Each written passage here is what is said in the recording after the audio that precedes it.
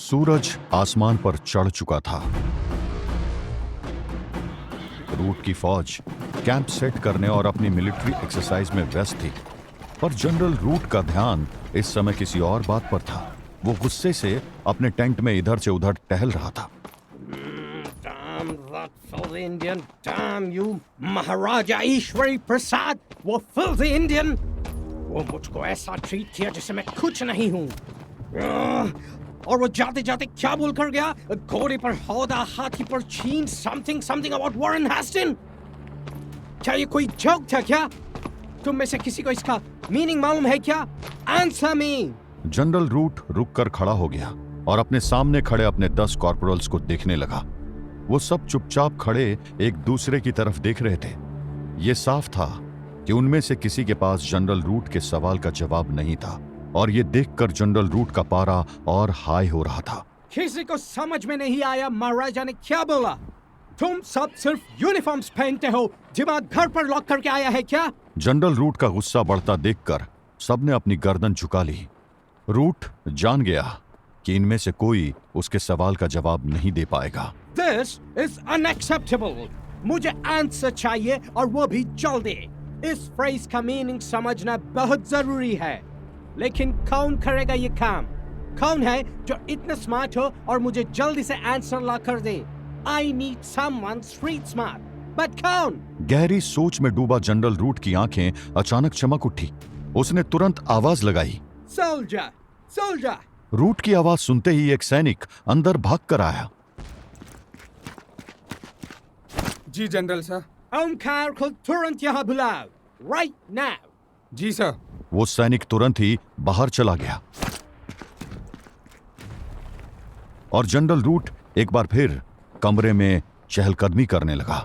ओमकार ही solve कर सकता है इस रिडल को। उसका माइंड तेज है। एक बार उस महाराजा की बात का मीनिंग पता चल जाए, फिर ड्रैकुला के साथ उसको भी देख लूंगा। अचानक जनरल रूट का ध्यान अपने कॉर्पोरल्स पर गया, जो अभी भी सर झुकाए खड़े थे। तुम लोग अभी तक यहाँ क्या कर रहा है? Don't you have some work to do? Get out! रूट की डांट पड़ते ही वो सभी फटाफट उसको सैल्यूट करके बाहर निकल गए, और उसके बाहर निकलते ही ओमकार वहां आ गया। आपने मेरे को याद किया जनाब?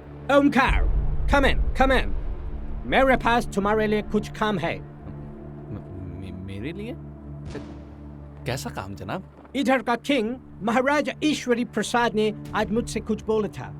Something like a phrase, एक पोम, मतलब कविता जैसा, लेकिन उसका मीनिंग मुझको नहीं पता है। तुम मेरे लिए उसका मीनिंग पता करोगे, ओके? अब आप कह रहे हो तो करना ही पड़ेगा। पर वो आपसे क्या कह रहे थे जनाब? घोड़े पे हौदा, हाथी पर छीन, something about Warren Hastings, बस यही कहा था। मुझे 2 घंटे में इसका मीनिंग चाहिए, नहीं तो तुम्हारी जगह इस कैंप में नहीं रहेगी। Francis B time. जी जनाब, मैं अपनी पूरी कोशिश करूंगा। पूरा कोशिश? No कोशिश ओमकार। मुझे रिजल्ट चाहिए, रिजल्ट। और तुम ये काम करके मुझे रिजल्ट ला कर दोगे, अंडरस्टूड? जी जनाब, मैं 2 घंटे के अंदर जवाब लेकर आता हूँ। अपनी बात खत्म करके ओमकार जल्दी से बाहर निकल लिया। वो जनरल रूट से जल्द दूर जाना चाहता था, इसलिए उसने रूट के कुछ भी और बोलने का इंतजार नहीं किया। वो तेजी से टेंट से बाहर निकला और अभी कुछ दूर गया ही था कि वो फ्रांसिस से टकरा गया। ओमकार। हाँ? अरे पादरी, तू इतनी जल्दी कहाँ भाग रहे हो? क्या हुआ? अरे कुछ खास नहीं, वो बस वो तुम्हारे जनरल साहब का काम करने जा रहा था। जनरल रूट का काम? अब उसको तुमसे क्या रिक्वायरमेंट है? पता नहीं पादरी, अजीब पागल आदमी है। मेरे को बुलाया और बोला ये बात का मतलब पता करके लाओ, और वो भी 2 घंटे में। किस बात का? पता नहीं क्या था वो। घोड़े का हौड़ा और हाथी का चेन, ऐसा ही कुछ तो बोला था। अब बताओ पादरी, मैं क्या जानूं ये क्या है? पर अब पता करना है तो करना है, वरना वो मेरे को इधर से बाहर कर देगा। What? बट ये हाथी घोड़ा है क्या? पता नहीं, पर ये बात उसको इधर काशी के महाराज जी ने बोली है। कुछ तो होगा, शायद काशी से ही जुड़ी कोई बात होगी। ओमकार की बात सुनकर फ्रांसिस गहरी सोच में डूब गया। अचानक उसे कुछ रियलाइज हुआ। वेट अ मिनट, ये बात यहाँ के किंग ने बोली है और मुझे नहीं लगता कि एक किंग कोई भी रैंडम बात बोलेगा। तुम यही रुको, मैं थोड़ा पता करके आता हूँ कि कल जब रूट और किंग का इंटरेक्शन हुआ था तो क्या बात हुई थी। अरे पर बस मैं 2 मिनट में आया। फ्रांसिस तुरंत वहां से चला गया और थोड़ी ही देर में वापस भी आ गया। तुम तो सच में जल्दी से आ गया पादरी। क्या पता चला? मैंने एक कॉर्पोरल से बात की जो उस टाइम रूट के पास ही था। एग्जैक्ट फ्रेज, मतलब लाइन तो उसको भी याद नहीं थी, बट इतना पता चला है कि किंग ऑफ काशी ने रूट से यहाँ की हिस्ट्री पढ़ने को बोला था। इसका मतलब तुम्हें 2 घंटे के अंदर इधर की पूरी हिस्ट्री पढ़नी पड़ेगी। गॉड नोज वो कितनी सारी होगी। ये काम इजी नहीं होगा ओमकार। फ्रांसिस की बात सुनकर ओमकार थोड़ा रिलैक्स्ड हो गया। उसने बड़ी कॉन्फिडेंटली जवाब दिया, पादरी, तुम अभी भारत को समझे नहीं हो। इधर में कहानियां किताबों में कम और जुबानों पर ज्यादा मिलती है, और काशी जैसे नगर का तो कोना कोना इतिहास से भरा होगा। और यहाँ सिर्फ इतिहास नहीं मिलेगा, बल्कि हर गली में कहीं ना कहीं एक इतिहासकार भी मिल जाएगा। बस थोड़ा सा गलियों का चक्कर लगाना होगा। तो क्या कहते हो पादरी, चलें जल्लाद के लिए पहेली सुलझा कर आते हैं। क्या मतलब है तुम्हारा? मैं भी तुम्हारे साथ चलूं? क्यों, तुम्हें कोई और काम है क्या? Not exactly. तो आ जाओ काशी की गलियों में, जहां कण कण में शंकर का वास है। So basically a historical tour. बिल्कुल, चलो, मैं भी इधर का हिस्ट्री सुनना चाहूंगा। फ्रांसिस निकल पड़े उस कैंप की नफरत भरी हवा को छोड़कर काशी की गलियों में भटकने, काशी के इतिहास के एक पन्ने की खोज में।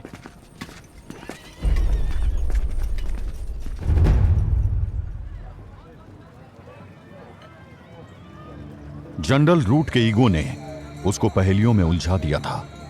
वहीं वहां से दूर मिर्जा अनवर इस बात से अभी तक अनजान था कि उसके आका ने लूसीफर की सत्ता कबूल कर ली थी। मिर्जा अनवर इस समय इब्लिस की इबादत में व्यस्त था। या सैयद इब्लिस अब्दुल्ला अल मुखलिस यरगबू फी अल तहद्दुक माक।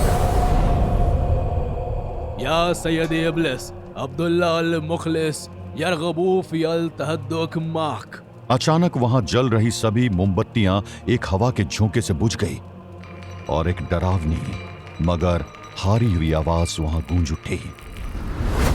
मिर्जा। या इब्लिस, आप आ गए मेरे आका, पर आपकी आवाज इतनी सुस्त क्यों है मेरे आका? मिर्जा अनवर, मेरे गुलाम, बहुत कुछ बदल गया है। तुम्हारे आका को शिकस्त नसीब हुई है। शिकस्त? क्या? माफी मेरे आका, जरूर मेरी कोशिशों में कोई कमी रह गई होगी। मैंने यहाँ जुल्म की इंतहा कर दी थी। आपने कहा था कि जितना जुल्म मैं करूंगा उतनी आपको ताकत मिलेगी, लेकिन आपकी हार का मतलब है कि मेरी कोशिश कम पड़ गई। मुझे माफ कर दीजिए मेरे आका। इसमें तुम्हारी गलती नहीं है मिर्जा। हाँ, तुम्हारी कोशिशें काफी नहीं थी मिर्जा, लेकिन लूसीफर के सामने तुम कितनी भी कोशिश कर लेते, काम नहीं बनता, क्योंकि उसके लिए जुल्म करने वाले हाथ बहुत हैं। डच, फ्रेंच, पोर्चुगीज और ब्रिटिशर्स जैसे मुल्क अपने जुल्मों से उसकी ताकतों को रोज बढ़ा रहे हैं। उसकी ताकतें दिन दोगुनी रात चौगुनी बढ़ रही हैं, और इसके कारण हमें भी उसके आगे सर झुकाना ही पड़ा। इब्लिस के वो आखिरी शब्द सुनकर मिर्जा अनवर कुछ देर के लिए बिल्कुल चुप हो गए।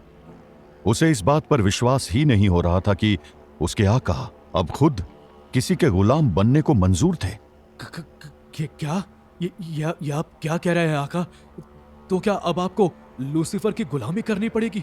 इब्लिस किसी की गुलामी नहीं करेगा, लेकिन हाँ, अभी कुछ वक्त तक लूसीफर को यही लगना चाहिए कि मैंने उसे अपना हुक्मरान मान लिया है। पर जब सही वक्त आएगा, मैं लूसीफर का सफाया करके अपनी ताकत वापस ले लूंगा। तुम्हें बस अपना काम करते रहना है मिर्जा। जुल्म बंद मत करना। इस जंग की आड़ में जुल्म की इंतहा कर देना। जो हुक्म मेरे आका। अच्छा आका, वो वे बात का क्या हुआ? क्या वो कुछ नहीं कर सकता? विप विवाद आजाद हो चुका है, लेकिन वो अब भी लूसीफर की गुलामी करने को मजबूर है। मगर क्यों आका? लूसीफर के कब्जे में विप विवाद के इंसानी बेटे की आत्मा है। कैसे, ये मुझे भी नहीं पता, लेकिन फिलहाल उसने विप विवाद को कहीं भेज दिया है। कहाँ, मुझे नहीं पता। क्यों, ये भी मुझे नहीं पता।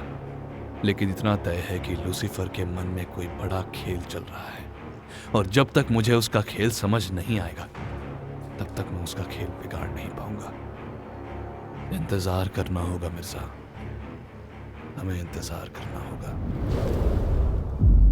और इसी के साथ इब्लिस गायब हो गया। मिर्जा अनवर उसके जाते ही गहरी सोच में डूब गया। उसके मन में बहुत सी बातें चल रही थी, और जब वो उठा तो उसका चेहरा ये साफ बता रहा था कि उसके दिमाग में कोई योजना बन रही थी।